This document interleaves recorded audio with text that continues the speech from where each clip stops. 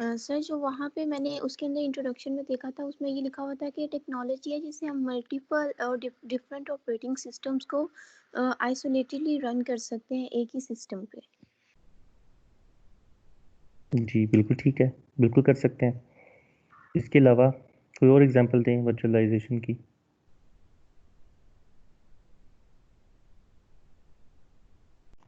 Sir I guess जो इसका real life में मैंने इम्प्लीमेंटेशन किया हुआ है वो यही किया हुआ है कि विंडोज़ पे जो हमने यूबुंटू पे इंस्टॉल किया था तो दोनों जो थे अनअवेयर थे एक ही सिस्टम पे और हम उनको आइसोलेटेडली यूज़ कर लेते थे। बिल्कुल ठीक है, ऐसा ही है। वर्चुअल मेमोरी का कॉन्सेप्ट है, वर्चुअल मेमोरी जो हम यूज़ कर रहे हैं, it is yes not a sir. Real memory. Yes तो सर, जैसे अगर हम सी प्लस प्लस में करें तो हमारी आई गेस हीप और स्टैक एक ही मेमोरी में होता है लेकिन हमने उनको वर्चुअली सेपरेट कर दिया हुआ है। अब अगर हमारी मेमोरी 1 GB की है, तो तब भी हम 1 GB से बड़ा प्रोग्राम चला सकते हैं। हमारा प्रोग्राम 32 बिट इन्वायरमेंट में 4 GB तक हो सकता है, रिगार्डलेस ऑफ के फिजिकल मेमोरी कितनी लगी हुई है। फिजिकल मेमोरी 1 GB की है, लेकिन तब भी आप प्रोग्राम 1 GB से बड़ा एग्जीक्यूट कर सकते हैं, और ना सिर्फ एक बल्कि पैरेलल में कई चला सकते हैं। और ये पॉसिबल कैसे हुआ? Through virtual memory. ये डिस्क का किसी पोर्शन है, डिस्क के पोर्शन को सेकेंडरी स्टोरेज मीडियम है हमारे पास, कोई भी मैस स्टोरेज डिवाइस है, उसके किसी भी पोर्शन को हम डिक्लेयर कर देते हैं it is a virtual memory. उसको रैम डिक्लेयर कर देते हैं। एक्चुअली वो रैम नहीं है तो वो मैस स्टोरेज डिवाइस है, लेकिन वो रैम नहीं है। हम उसको डिक्लेयर कर देते हैं कि वो रैम का पार्ट है। अब जो कोर रैम है वो कम है, बाकी जो प्रोग्राम्स होंगे वो सारे के सारे रिजाइड करेंगे डिस्क पे, उस वर्चुअल मेमोरी में। अब पूरे प्रोग्राम का रैम में होना ज़रूरी नहीं है। पहली अप्रोच ये थी कि पूरे प्रोग्राम को मेमोरी में लोड करवा दिया जाए। सेगमेंटेशन में ऐसा था कि पूरे प्रोग्राम को लोड कर दिया जाए, लेकिन उसके बाद जो मेमोरी मैपिंग टेक्निक्स आई, उनमें इस लिमिट को ख़त्म कर दिया गया। जैसे पेजिंग है, पेजिंग के अंदर पूरे प्रोग्राम का मेमोरी में लोड होना ज़रूरी नहीं है, वो कुछ पेजेस उसके मेमोरी में लोड होंगे, और सिर्फ एक पेज का मेमोरी में लोड हो जाना काफ़ी होगा। अगर एक पेज लोड हो जाता है मेमोरी में, it is more than enough. जब वो पेज एग्जीक्यूट हो जाएगा, उसको रिप्लेस कर देगा दूसरा पेज, तीसरा, and so on so fourth. तो अगर रैम के अंदर अपने पेजिंग पड़ी हुई है, पेजिंग हार्डवेयर पड़ा हुआ है सबने, जी सर। तो बाकी लोगों ने यूसीपी, जो यूसीपी के ग्रेजुएट्स हैं उन्होंने पढ़ा होता है। बाकी लोग नहीं, मुझे लग रहा है नहीं।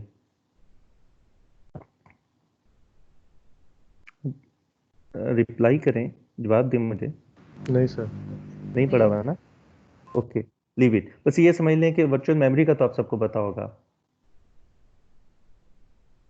वर्चुअल मेमोरी तो सुना होगा ना, कि रैम का कुछ पोर्शन जो है वो डिस्क पे हम डिक्लेयर कर देते हैं कि डिस्क का इतना पार्ट है, this is a virtual memory. Actually वो एक फाइल होती है, एक बाइनरी फाइल होती है। ओके।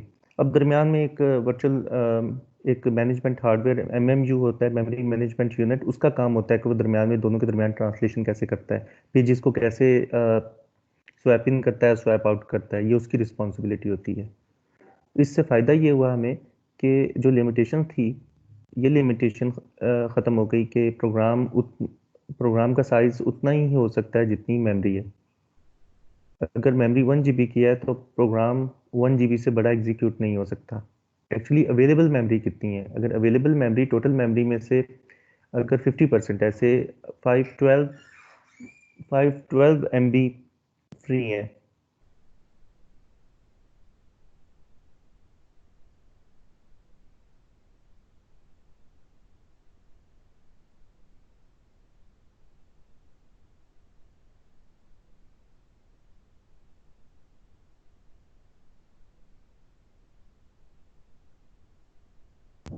जी, मैं बात कर रहा था कि अगर 512 MB फ्री है, बाकी ऑपरेटिंग सिस्टम है या बाकी सर्विसेज हैं या बाकी प्रोग्राम्स हैं, मल्टी प्रोग्रामिंग इन्वायरमेंट है, बाकी प्रोग्राम्स हैं, तो 512 MB का प्रोग्राम ही लोड होगा उसमें। 512 का प्रोग्राम अगर का कोई प्रोग्राम है वो तो लोड होकर एग्जीक्यूट हो सकता है, अगर उससे बड़ा प्रोग्राम है तो वो लोड नहीं हो पाएगा। जब लोड नहीं हो पाएगा तो एग्जीक्यूट भी नहीं होगा। पहले ये बहुत कॉमन था प्रॉब्लम। डॉस में अक्सर जब हमने काम करना शुरू किया तो उस वक्त डिस्क ऑपरेटिंग सिस्टम होता था डॉस, तो उसमें कोई बड़ा प्रोग्राम होता था तो सिंपली ऑपरेटिंग सिस्टम एक मैसेज डिस्प्ले कर देता था, program is too big to fit in memory. बस ये कह के तो वो बरूजमा हो जाता था। अब इसका मतलब है कि अगर उस प्रोग्राम को चलाना है तो आपको रैम बढ़ानी पड़ेगी। बाद में जो टेक्निक्स आई, उस वक्त जो हार्डवेयर था उसके अंदर भी सेगमेंटेशन और पेजिंग हार्डवेयर था, लेकिन जो ऑपरेटिंग सिस्टम था उसको यूटिलाइज नहीं कर रहा था, ऑपरेटिंग सिस्टम पुराना था। तो बाद में जो टेक्निक्स आई उन्होंने उसको यूज़ किया। जैसे विंडोज़ उस वक्त की थी 3.1, वो उसको यूज़ करती थी, या विंडोज़ 95 जब आई तो उसने पेजिंग हार्डवेयर को यूज़ किया, तो फिर ये प्रॉब्लम सॉल्व हो गया।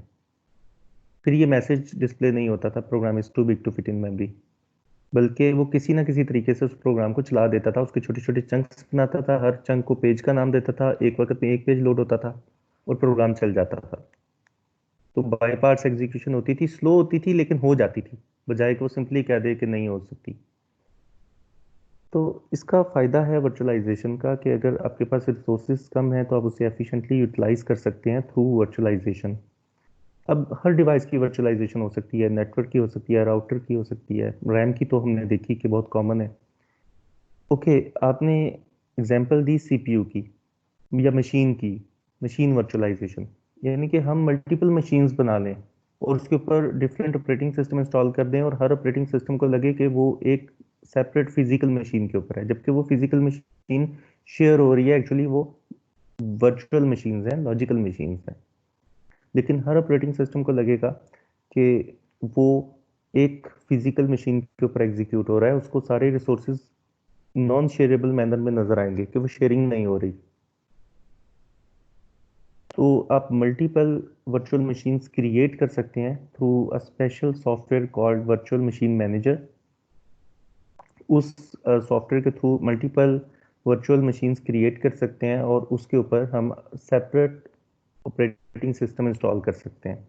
अब वो जो ऑपरेटिंग सिस्टम इंस्टॉल होंगे उनको कहेंगे गेस्ट ऑपरेटिंग सिस्टम। जो फिजिकल मशीन होगी दैट इज़ द होस्ट, और जो सॉफ्टवेयर वर्चुअल मशीन इंस्टॉल करेगा उसे कहेंगे वर्चुअल मशीन मैनेजर। अब वर्चुअल मशीन मैनेजर को हाइपरवाइजर भी कहते हैं। अब वर्चुअल मशीन मैनेजर को हाइपरवाइजर भी कहते हैं। दो तरह के हमारे पास हाइपरवाइजर्स हैं, एक है टाइप 1 हाइपरवाइजर। ओके, इसको डिस्कस करने से इसकी एप्लीकेशन देख लेते हैं कि से आपके पास एक वेब सर्वर आपने क्रिएट करना है, तो आपके पास एक ही सर्वर मशीन है। नॉर्मली ऐसा होता नहीं है, सर्वर रैक होता है, उस रैक के अंदर बहुत सारी सर्वर मशीन्स लगी होती हैं। लेकिन चलें बात कर लेते हैं कि आपके पास एक ही सर्वर मशीन है, फिजिकल एक मशीन है, और आपने उसके ऊपर उसको वेब सर्वर बनाना है। आपने उसके ऊपर अपाची या IIS इंस्टॉल करेंगे तो वो वेब सर्वर बन जाएगा। अब आपने दो तरह के आपके यूजर्स हैं, कुछ को लिनक्स होस्टिंग चाहिए, किसको विंडोज़ चाहिए। किसी ने ASP.NET based web application upload करनी है और किसी ने PHP और जावा में करनी है, यानी कि दोनों दो तरह के यूजर्स होते हैं। तो अगर आप जब स्पेस बाय करते हैं तो वो ये आपके पास ऑप्शन होती है कि आपने कौन सी होस्टिंग लेनी है, विंडोज़ या लिनक्स। तो लिनक्स में इससे ये प्रॉब्लम होता है कि ASP.NET की वेब एप्स जो हैं वो अपलोड नहीं हो सकती। अब मशीन एक है, एक तरीका तो यह है कि दोनों तरह के यूजर्स को टारगेट करने के लिए आप एक मशीन और रखें, एक पर लिनक्स इंस्टॉल करें और दूसरे पर विंडोज़ इंस्टॉल करें। अब जो सर्वर मशीन्स होती हैं वो एक्सपेंसिव मशीन्स होती हैं। हाई परफॉर्मेंस कंप्यूटिंग के लिए जो मशीन्स यूज़ होती हैं Xeon प्रोसेसर वाली, ये वो होती हैं। ये एक्सपेंसिव मशीन्स होती हैं, ये नॉर्मल डेस्कटॉप सिस्टम्स नहीं होते। वो एक अलग बात है कि हम किसी भी सिस्टम पे, चाहे वो लैपटॉप हो, ऑर्डिनरी डेस्कटॉप सिस्टम हो, उसके ऊपर हम जस्ट अपाची इंस्टॉल कर दें तो वेब सर्वर बन जाएगा। लेकिन वो कितने क्लाइंट्स को साइमल्टेनियसली या पैरेलल में सर्विस प्रोवाइड कर सकता है? उसके आईओस वीक होंगे, या ना वीक ना कहें तो उस स्पीड के, उस लेवल के नहीं होंगे जो हमें रिक्वायर्ड है। तो इसलिए स्पेशल मशीन्स होती हैं जिनके आईओस स्ट्रांग होते हैं, फास्ट होते हैं ऑर्डिनरी मशीन के आईओस से, और उसकी प्रोसेसिंग पावर भी ज़्यादा होती है। तो ऐसी मशीन्स अगर हैं, तो अगर जस्ट होस्टिंग के लिए कि कुछ यूज़र्स ऐसे हैं जिनको लिनक्स होस्टिंग चाहिए, कुछ को विंडोज़ चाहिए, सिर्फ इस चीज़ के लिए हम एक मशीन और लगा दें। फॉलो कर रहे हैं आप लोग? जी सर। सर ये यस सर। पेपर में भी गिवन था हाइपरवाइजर क्या? आर्किटेक्चर। हाइपरवाइजर आर्किटेक्चर जो आपने पेपर शेयर किया था वहाँ पे भी है ये। जी जी, हम उसी पेपर को एक्चुअली डिस्कस कर रहे हैं। मैं उसी पेपर को डिस्कस कर रहे हैं हम लोग, जो मैंने पेपर आपको दिया था पढ़ने के लिए, वो इंट्रोडक्शन टू वर्चुअलाइजेशन, ये उसमें भी है सारा। नाउ अब हम एक्चुअली वर्चुअलाइजेशन टेक्नोलॉजी की बात कर रहे हैं कि वर्चुअलाइजेशन होती कैसे है। अब उसका इंट्रोडक्शन डिस्कस किया, पहले हमने उसको देखा कि व्हाट इज वर्चुअलाइजेशन, देन उसकी एप्लीकेशन एक हमने बताई कि एक एप्लीकेशन तो उसकी ये है, दो सर्वर्स मशीन्स लगाने की बजाय, दो फिजिकल मशीन्स लगाने की बजाय एक ही मशीन के ऊपर दो ऑपरेटिंग सिस्टम इंस्टॉल करने का सोचते हैं। तो अगर एक ही मशीन के ऊपर दो ऑपरेटिंग सिस्टम इंस्टॉल करने हैं ताकि वो दोनों तरह के यूजर्स को सर्विस प्रोवाइड करें, तो उसके लिए फिर एक सॉफ्टवेयर चाहिए होगा, that is a virtual machine manager, जिसको हमने कहा कि दैट इज द हाइपरवाइजर। अब टाइप 1 हाइपरवाइजर जो होता है, जो सॉफ्टवेयर है जिसे वर्चुअल मशीन मैनेजर कहते हैं, वो बेयर मशीन के ऊपर इंस्टॉल हो जाता है, बिल्कुल जैसे आपने अपनी मशीन के ऊपर विंडोज इंस्टॉल की, तो डायरेक्टली हार्डवेयर के ऊपर इंस्टॉल हो जाता है। हार्डवेयर के ऊपर पहली लेयर उसको बेयर मेटल कहते हैं, उस हाइपरवाइजर की लेयर होती है। सबसे पहले वो हाइपरवाइजर इंस्टॉल होगा। अब हाइपरवाइजर के अंदर आपके पास ऑप्शंस है कि आपने ऑपरेटिंग सिस्टम कौन कौन से इंस्टॉल करने हैं। तो अब इस स्लाइड के अंदर जो आपको नज़र आ रही है, जो इमेज नज़र आ रहा है, इसमें देखें कि आपका हार्डवेयर है और हार्डवेयर के ऊपर हाइपरवाइजर इंस्टॉल होता है। पहले सबसे पहले आप हाइपरवाइजर एक सॉफ्टवेयर है, सॉफ्टवेयर वो इंस्टॉल करेंगे, और उस सॉफ्टवेयर के अंदर जैसे आप मशीन ऑन करेंगे वो सॉफ्टवेयर एग्जीक्यूट होगा। उसके अंदर फिर आपके पास फर्दर ऑप्शंस होंगी कि आपने गेस्ट ऑपरेटिंग सिस्टम कौन कौन से इंस्टॉल करने हैं, और आप separately guest operating system install कर लेंगे। ये सॉफ्टवेयर अवेलेबल हैं, कुछ फ्री भी हैं, आप उनको यूज़ कर सकते हैं। अब यहाँ पे आपके पास ऑप्शन ये है कि पैरेलल में आपके पास दो ऑपरेटिंग सिस्टम इंस्टॉल हो गए हैं और वो रन हो रहे हैं पैरेलल में, यानी कि अपनी लिनक्स भी इंस्टॉल कर लिया और विंडोज़ भी इंस्टॉल कर लिया। अब दोनों के दरमियान आप स्पेशल कीज़ का कम्बिनेशन लगा के स्विच भी कर सकते हैं। दोनों पैरेलल में चल रहे हैं और दोनों बेयर मशीन के ऊपर रन हो रहे हैं। इन दोनों ऑपरेटिंग सिस्टम के दरमियान, यानी कि गेस्ट वन और हार्डवेयर के दरमियान सिर्फ एक थिन लेयर है, और वो है हाइपरवाइजर की। और हाइपरवाइजर जस्ट उन दोनों को मैनेज कर रहा है, उनकी रिसोर्सिस को मैनेज कर रहा है। अदरवाइज वो नेटिवली चल रहे हैं, वो नेटिवली एग्जीक्यूट हो रहे हैं। जो इंस्ट्रक्शंस हैं गेस्ट वन ऑपरेटिंग सिस्टम की, वो डायरेक्टली हार्डवेयर पे एग्जीक्यूट हो रही हैं। अब आपके पास और भी बहुत सी ऑप्शंस हैं। आप रिसोर्सिस को बिल्कुल ऐसे एलोकेट करवा दें, यानी कि ऑटो एलोकेशन हो जाए उसकी, जिसको जितनी रिसोर्सेज चाहिए उसको टोटल में से उतनी एलोकेट कर दी जाए रन टाइम पर। जैसे आप विंडोज़ के अंदर दो प्रोग्राम ओपन कर लेते हैं, जैसे आपने मीडिया प्लेयर ओपन कर लिया और वर्ड ओपन कर लिया, तो जैसे ये दोनों टाइम शेयर कर रहे हैं, बिल्कुल इस तरह गेस्ट वन और गेस्ट टू भी टाइम शेयर कर रहे होंगे। या आप रिस्ट्रिक्ट कर सकते हैं कि गेस्ट वन को बस इतने रिसोर्सेज मिलें, इतनी मेमोरी मिले, यानी कि रैम है अगर आपकी है 16 GB की, तो आप कहेंगे नहीं, इसको सिर्फ 4 GB की मेमोरी मिले। बाकी जो रिमेनिंग 12 GB है वो दूसरे गेस्ट के लिए रख लें, या उसको भी फर्दर डिवाइड कर लें। अब कोर्स हैं, कोर लेवल पे डिसाइड कर सकते हैं कि कोर 4 कोर्स हैं तो कोर 1 सिर्फ गेस्ट 1 को मिले, सेकंड कोर डेडिकेट हो जाए for guest 2, core 3 for guest 3 and so on. It's up to you, आप उसे हर तरीके से मैनेज कर सकते हैं। लेकिन एक दफ़ा आपने डिसाइड कर लिया, एक दफ़ा मैनेज कर लिया, तो उस ऑपरेटिंग सिस्टम को वही रिसोर्सेज नज़र आएंगे, पूरी मशीन नज़र नहीं आएगी, वही रिसोर्सेज नज़र आएंगे जो आपने उसको एलोकेट किए हैं। अगर 4 में से सिर्फ एक कोर एलोकेट किया है तो उसको सिर्फ वही एक कोर नज़र आएगी, तो बाकी जो 3 है वो नज़र नहीं आएंगी। और ये इसलिए है कि ये दरमियान में हाइपरवाइजर है और हाइपरवाइजर मैनेज कर रहा है रिसोर्सेज को। तो it's up to you, it's up to the user कि वो उसको एक्चुअली वो एक सुपर यूज़र है, उसको पता है कि उसने कैसे मैनेज करना है। तो प्रोविजन मौजूद है हाइपरवाइजर के अंदर, उस सॉफ्टवेयर के अंदर प्रोविजन मौजूद है।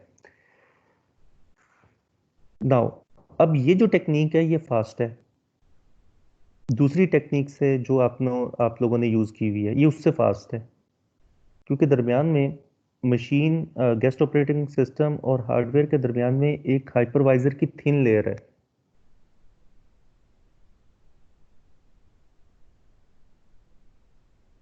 ओके, यहां तक कोई प्रॉब्लम? No sir. ओके, ये लिखा भी हुआ है, type 1 hypervisor runs directly on the host machine's physical hardware and it is referred to as a bare metal hypervisor. It doesn't have to load an underlying OS first. Just एक hypervisor की thin layer है जो उसको manage कर रही है, उसके resources की एलोकेशन कर रही है। वो एक बल्कि हैवी ऑपरेटिंग सिस्टम नहीं है हाइपरवाइजर। हाइपरवाइजर बहुत थिन लेयर है। आगे चलते हैं, अब हम बात करते हैं हाइपरवाइजर टाइप 2 की। ये वो हाइपरवाइजर है जो आप लोग यूज़ कर चुके हैं, यानी कि आप VMware इंस्टॉल कर लें, या वर्चुअल बॉक्स इंस्टॉल कर लें, डॉस बॉक्स है, बहुत सारे और भी हैं। इवन माइक्रो बिल्ट इन है विंडोज 10 के अंदर हाइपर वी, वो इंस्टॉल कर सकते हैं आप। अब इसमें ये होगा कि हार्डवेयर के ऊपर पहले एक ऑपरेटिंग सिस्टम इंस्टॉल होगा, से विंडोज होस्ट ऑपरेटिंग सिस्टम है वो इंस्टॉल होगा। होस्ट ऑपरेटिंग सिस्टम के ऊपर फिर उस ऑपरेटिंग सिस्टम के लिए जो हाइपरवाइजर की वर्जन बनी है वो हाइपरवाइजर की लेयर इंस्टॉल होगी। VMware या वर्चुअल बॉक्स या हाइपर वी, कुछ भी वो इंस्टॉल करें और उसके अंदर फिर आप जितनी चाहे वर्चुअल मशीन्स क्रिएट करें।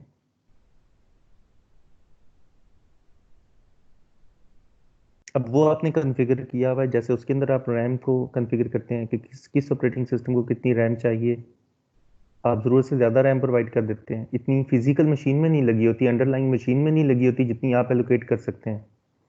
वो डिवाइसेस भी ऐड कर सकते हैं जो आपकी फिजिकल मशीन में नहीं है, those are the virtual devices.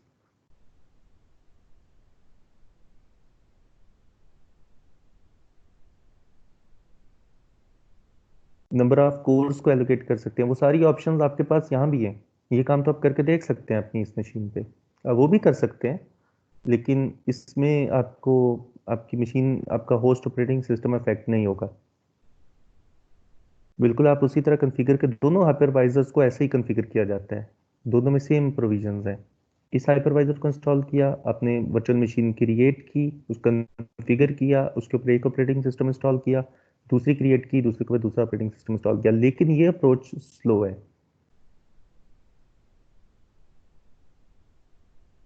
Hypervisor type 2 is slower then hypervisor type 1।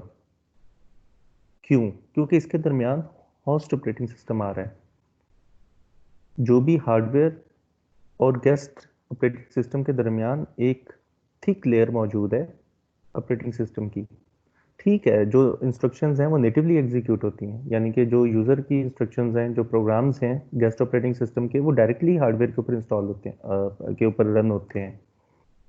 लेकिन फिर भी ये अप्रोच स्लो है, क्योंकि होस्ट ऑपरेटिंग सिस्टम की और अपनी बहुत सी सर्विसेज चल रही होंगी, और होस्ट ऑपरेटिंग सिस्टम में ये जो हाइपरवाइजर है ये एज ए यूज़र एप्लीकेशन के तौर पे रन हो रहा होगा, as a user program run हो रहा होगा। तो गेस्ट ऑपरेटिंग सिस्टम जितने भी हैं विद इन दैट हाइपरवाइजर वो सारे के सारे होस्ट ऑपरेटिंग सिस्टम को तो as a user program run हो रहे हैं। अब उसने तो रैम उतनी देनी है हाइपरवाइजर को जितनी रिक्वायर्ड है रन टाइम पे। अब वो फर्दर खुद मैनेज हो रही होगी।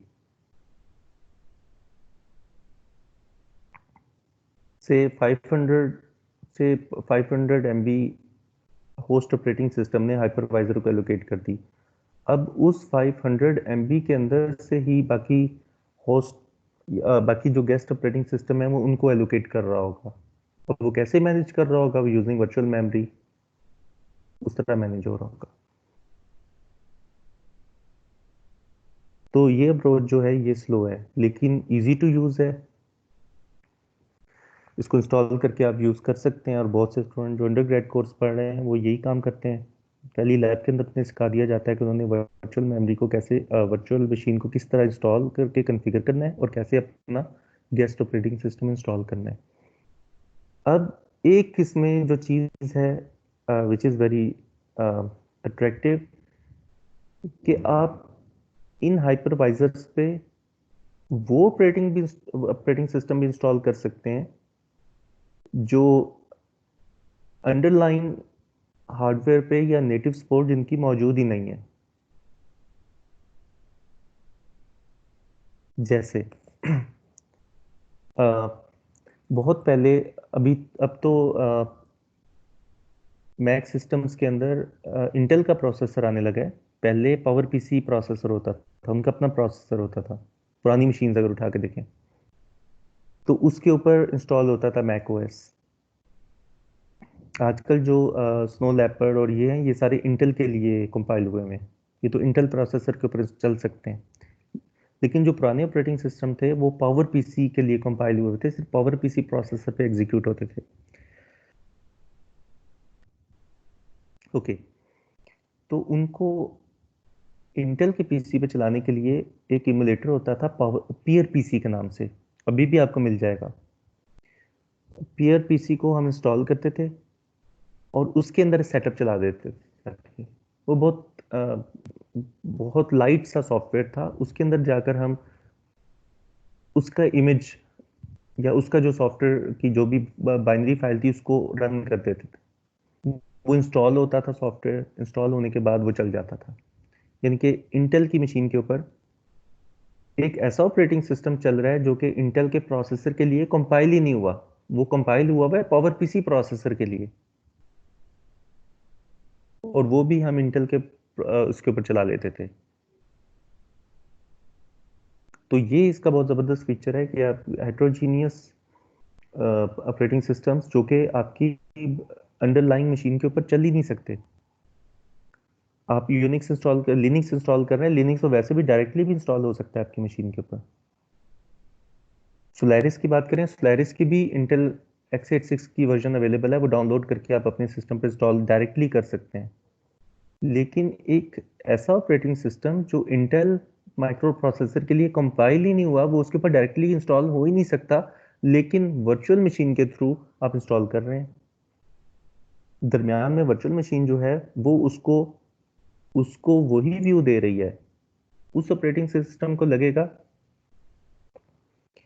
कि वो उसी मशीन पे रन हो रहा है जिस मशीन के लिए वो बना है। ये काम वर्चुअल मशीन मैनेजर कर रही होगी, यानी कि हाइपरवाइजर ये काम कर रहा होगा। वो उधर से जो इंस्ट्रक्शंस आएंगी उनको ट्रांसलेट करेगी अंडरलाइन हार्डवेयर की इंस्ट्रक्शन में। डेफिनेटली दरमियान में सॉफ्टवेयर लेवल पे इंस्टॉल जो ट्रांसलेशन है वो इन्वॉल्व हो गई है। जब वो इन्वॉल्व हो गई है तो वो ट्रांसलेशन स्लो होगी, एग्जीक्यूशन स्लो होगी, लेकिन एग्जीक्यूट हो जाता था, एग्जीक्यूशन हो जाती थी और स्पीड भी एक्सेप्टेबल होती थी, इतनी स्लो नहीं थी लेकिन एक्सेप्टेबल थी, लोग काम कर लेते थे। यहां तक मुझे बताएं कि प्रॉब्लम।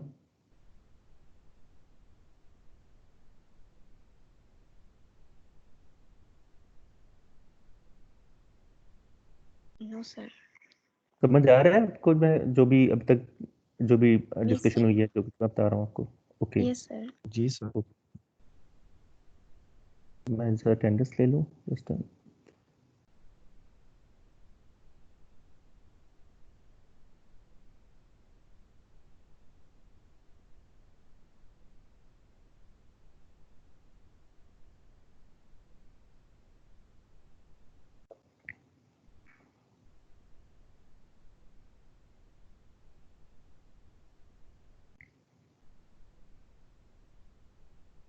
ओके। चलिए, यहाँ तक तो हो गया, हमने देख लिया कि टाइप 1 और टाइप 2 हाइपरवाइजर्स क्या हैं। अब हम ज़रा इनके थोड़े से इश्यूज डिस्कस कर लेते हैं।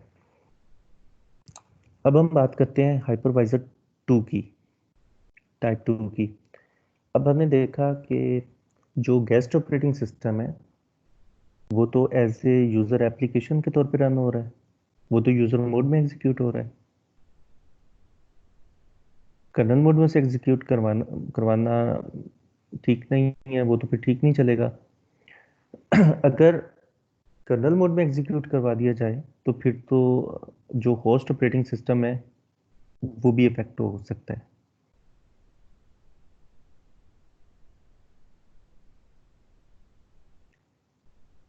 होस्ट ऑपरेटिंग सिस्टम के अंदर जब आप हाइपरवाइजर इंस्टॉल करते हैं और उसके ऊपर एक वर्चुअल मशीन क्रिएट करके जो गेस्ट ऑपरेटिंग सिस्टम चलाते हैं, वो सारा कुछ जिसकी हमने बात की है वो सारा ऐसे यूजर एप्लीकेशन के तौर पे रन हो रहा है। होस्ट ऑपरेटिंग सिस्टम के हवाले से देखा जाए तो ये सब कुछ तो as a guest, as a user application है, यूजर मोड में एग्जीक्यूट हो रहा है। बिल्कुल ऐसे ही प्रोग्राम जैसे हम नोटपैड ओपन कर लेते हैं या अपना कोई प्रोग्राम सी में लिख के कंपाइल करके रन करते हैं, तो वो भी तो यूजर प्रोग्राम है, सिस्टम प्रोग्राम तो नहीं है। अगर यूजर प्रोग्राम है तो यूजर प्रोग्राम को यूजर मोड में एग्जीक्यूट होना चाहिए। तो इसी तरह जो गेस्ट ऑपरेटिंग सिस्टम है वो भी as a user program execute हो रहा है। अब उस यूजर प्रोग्राम के अंदर देखा जाए तो दो मोड्स हैं, एक कर्नल है और एक यूजर है। यूजर प्रोग्राम के अंदर नॉर्मली प्रिविलेज इंस्ट्रक्शन नहीं होती, लेकिन कर्नल के अंदर तो प्रिविलेज इंस्ट्रक्शंस होंगी। गेस्ट ऑपरेटिंग सिस्टम के अंदर जो गेस्ट ऑपरेटिंग सिस्टम है उसके अंदर जो कर्नल है वो तो प्रिविलेज इंस्ट्रक्शन को इशू कर सकता है। अब जब वो प्रिविलेज इंस्ट्रक्शन को इशू करेगा तो प्रिविलेज इंस्ट्रक्शन एक्चुअली तो यूजर मोड में इशू हुई है, क्योंकि guest operating system user privileges से रन हो रहा है। रिगार्डलेस ऑफ दैट कि उस यूजर एप्लीकेशन के अंदर कर्नल इशू कर रहा है या यूजर कर रहा है, होस्ट ऑपरेटिंग सिस्टम या सीपीयू तो नहीं जानता। सीपीयू तो अपने मोड को देख रहा है कि उस वक्त मोड क्या है, मोड है यूजर मोड। अब गेस्ट ऑपरेटिंग सिस्टम का कर्नल जब प्रिविलेज इंस्ट्रक्शन को इशू करेगा तो सीपीयू ट्रैप कर देगा।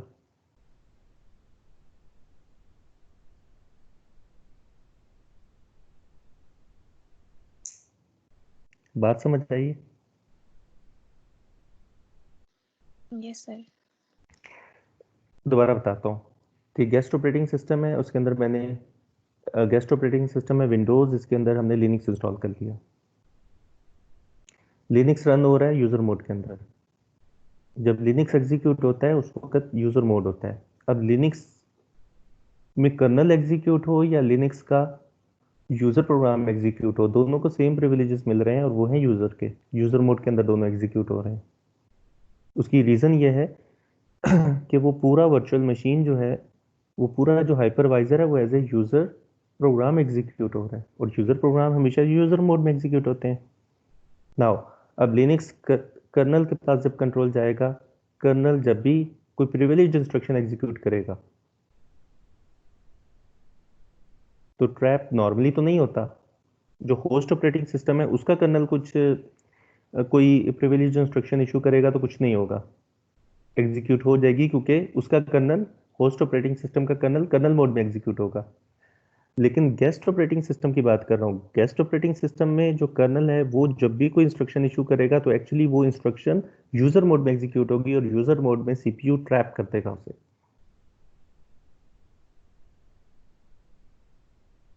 अब तो चल ही नहीं सकेगी।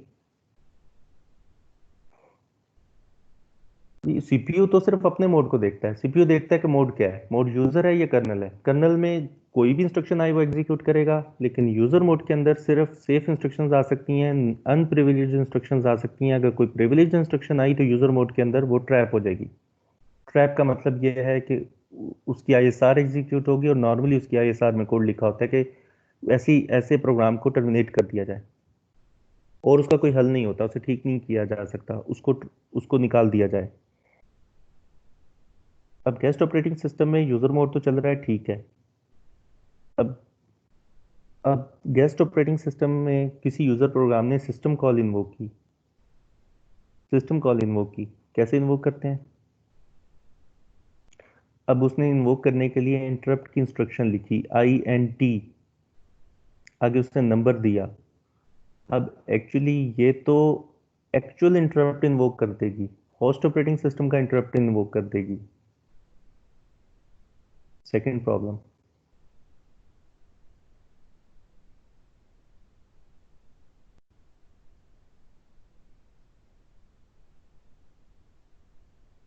रीजन ये है कि जो एग्जीक्यूशन है गेस्ट ऑपरेटिंग सिस्टम की, वो वर्चुअल सीपीयू पे तो नहीं होनी, वो तो एक्चुअल सीपीयू पे ही होनी है। आपका जो गेस्ट ऑपरेटिंग सिस्टम है उसकी एग्जीक्यूशन करनी ही तो फिजिकल सीपीयू ने है। जो गेस्ट सीपीयू है, जो वर्चुअल सीपीयू है, वो तो जस्ट एक रिसोर्सेज एलोकेशन के लिए कि इतने रिसोर्सेज हैं, लेकिन एक्चुअली वो जो वर्चुअल सीपीयू है वो भी तो फिजिकल सीपीयू के ऊपर मैप हो रहा है। तो गेस्ट ऑपरेटिंग सिस्टम जब भी इंटरप्ट की इंस्ट्रक्शन एग्जीक्यूट करेगा तो इसका मतलब तो ये होना चाहिए कि यूजर मोड से वर्चुअल यूजर मोड से कंट्रोल वर्चुअल कर्नल मोड में जाए, होना ये चाहिए। लेकिन होगा क्या? वो वर्चुअल यूजर मोड से एक्चुअल कर्नल मोड में आ जाएगा।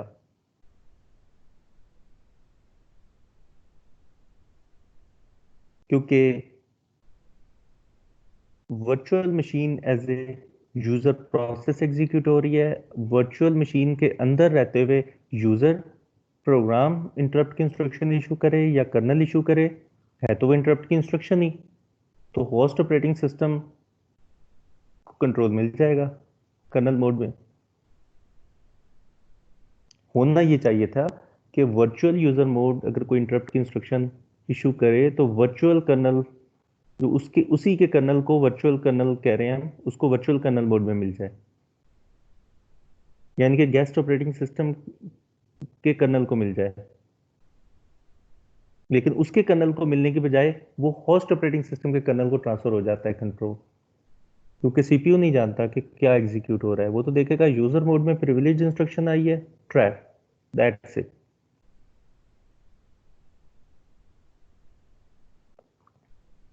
अब इसका हल देखते हैं कि क्या किया जाए। प्रॉब्लम समझ आ गया? Yes sir. जी, ओके। इसके दो सॉल्यूशंस हैं। पहला सॉल्यूशन है ट्रैप एंड इमुलेट।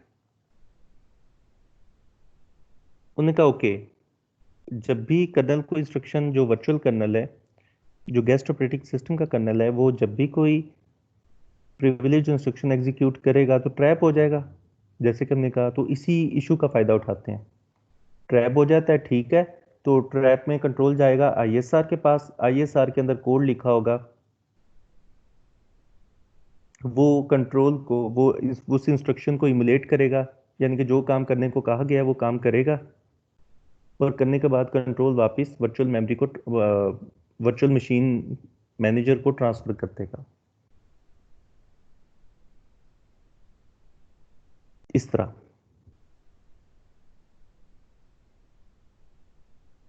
कि गेस्ट ऑपरेटिंग सिस्टम है, गेस्ट ऑपरेटिंग सिस्टम के कर्नल ने कोई प्रिविलेज्ड इंस्ट्रक्शन इशू की, जिसके नतीजे में ट्रैप हुआ।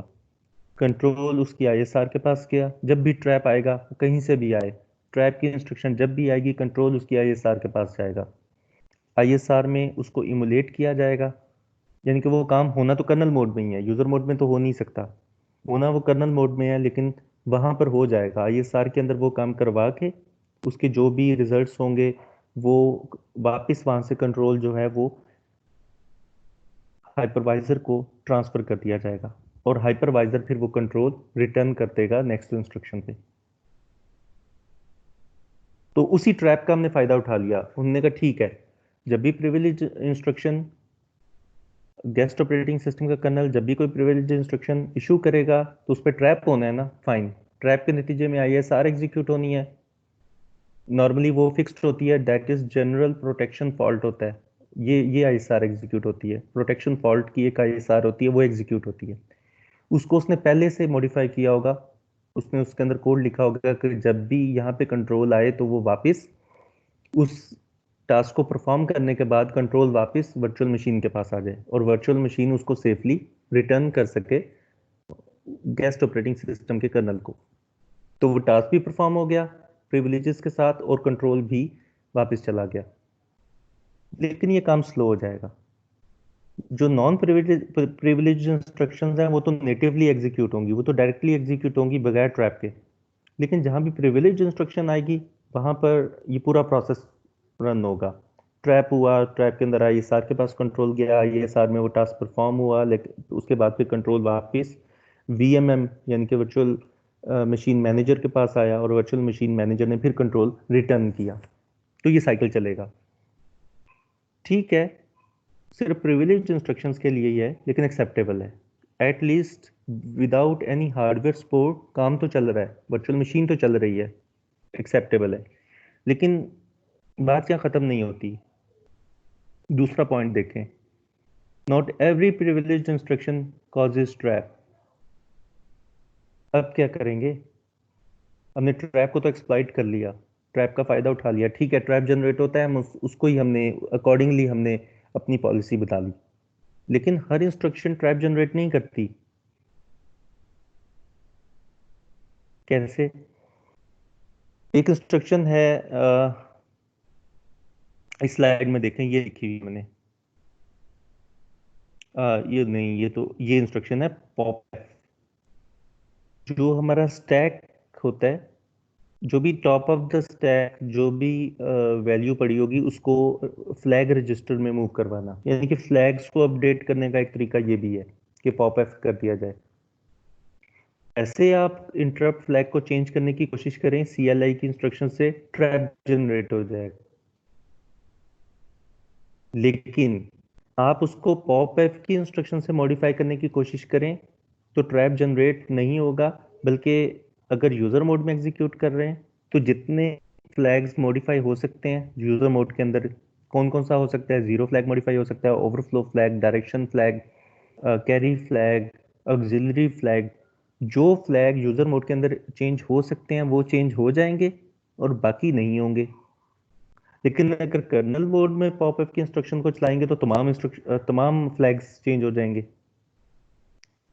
तो पॉपअप की जो इंस्ट्रक्शन है वो तो ट्रैप जनरेट नहीं करती, वो देखती है कि ओके प्रिविलेजेस यूजर में, तो यूजर जो काम कर सकता है, जो फ्लैग्स यूजर चेंज कर सकता है वो चेंज हो जाएंगे। अगर कर्नल ये इंस्ट्रक्शन इशू करता है तो तमाम हो जाएंगे चेंज, लेकिन ट्रैप जनरेट नहीं होगा।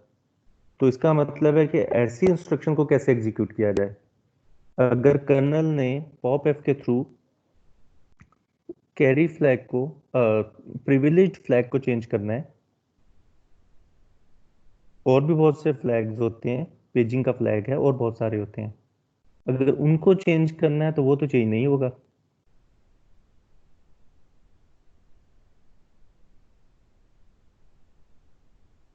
सिंपल इज दैट कि हमने फायदा उठाना था ट्रैप का, कि ठीक है ट्रैप कॉज होता है तो ट्रैप के अंदर हम अपना काम प्रिविलेज मोड में करवाने के बाद, विद कर्नल प्रिविलेजेस करवाने के बाद कंट्रोल वापस वर्चुअल मशीन को ट्रांसफर कर दें और वर्चुअल मशीन ऊपर गेस्ट ऑपरेटिंग सिस्टम को खुद ट्रांसफर कर देगी।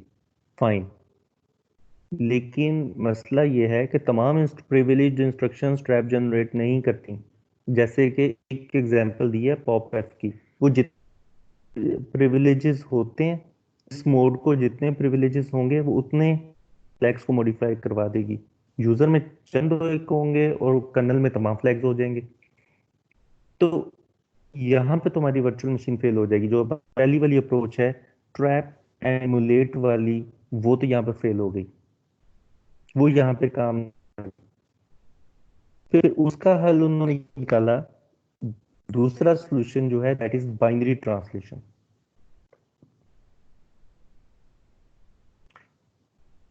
ओके, बाइनरी ट्रांसलेशन में यह है कि जब भी ऐसी इंस्ट्रक्शन आए, इसको कह दिया उन्होंने स्पेशल इंस्ट्रक्शन, जो ट्रैप जनरेट नहीं करती।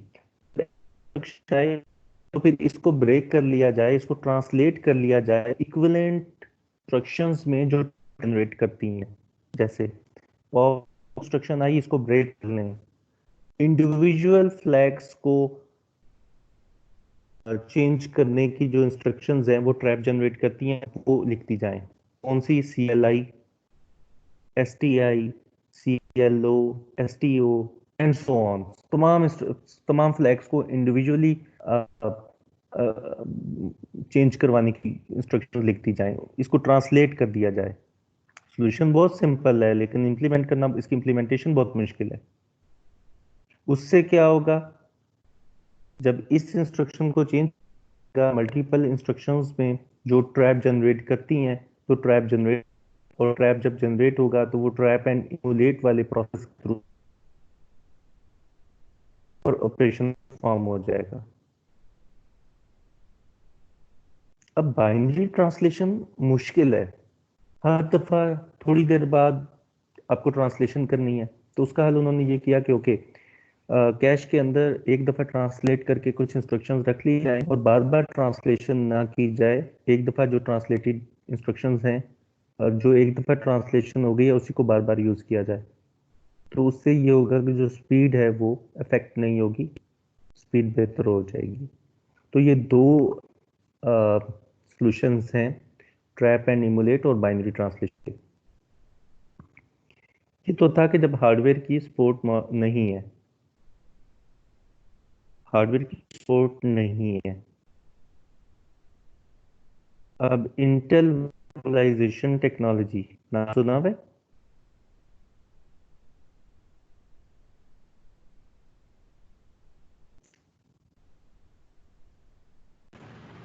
जी सर, सुना।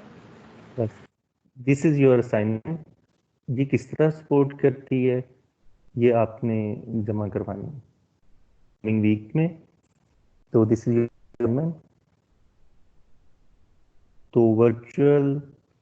इंटेल वर्चुअलाइजेशन टेक्नोलॉजी जो है उसके ऊपर आपने, मैं इसकी प्रॉपर स्टेटमेंट आपके साथ शेयर कर, तो ये आपने बताया कि वो इस इशू को किस तरह रिजॉल्व करने में हेल्पफुल है। ये इशू है ना, ये तो बहुत मुश्किल तरीके से हमने रिजॉल्व किया है, तो वर्चुअल टेक्नोलॉजी करती है। सर आपकी आवाज़ थोड़ी सी कट गई, दोबारा बताइएगा जो आपने अभी कहा। बाकी लेक्चर ठीक था, पीछे तो नहीं कटी आवाज? नो सर, अभी ये जो आप सर। असाइनमेंट का बता रहे हैं ओके इसका। ओके। इंटेल वर्चुअलाइजेशन टेक्नोलॉजी है, ये क्या चीज़ है और कैसे हेल्प करती है इस इशू को रिजॉल्व करने में। This is your assignment. आपने ये बताना है कि वो टेक्नोलॉजी एक्चुअली है क्या और कैसे काम करती है और कैसे हेल्पफुल है इस इशू को रिजॉल्व करने में।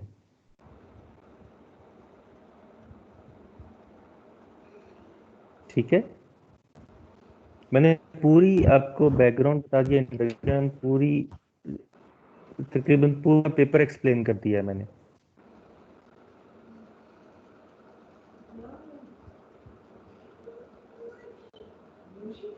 सर तो सेकंड वाले इसे इशू की बात कर रहे हैं ना आप, नहीं, जहाँ ये पे सॉल्यूशन है। आपको जो हार्डवेयर सपोर्ट है वो किस तरह हेल्पफुल, एक्चुअली यही जो प्रोटेक्शन के इश्यूज हैं इनको रिजॉल्व किया है उस टेक्नोलॉजी ने। ठीक है, VT जो टेक्नोलॉजी है उसने उसको solve किया। सर सर एक टॉपिक बार असाइनमेंट की स्टेटमेंट अगर दोबारा आप बोल दें ताकि क्लियर हो जाए।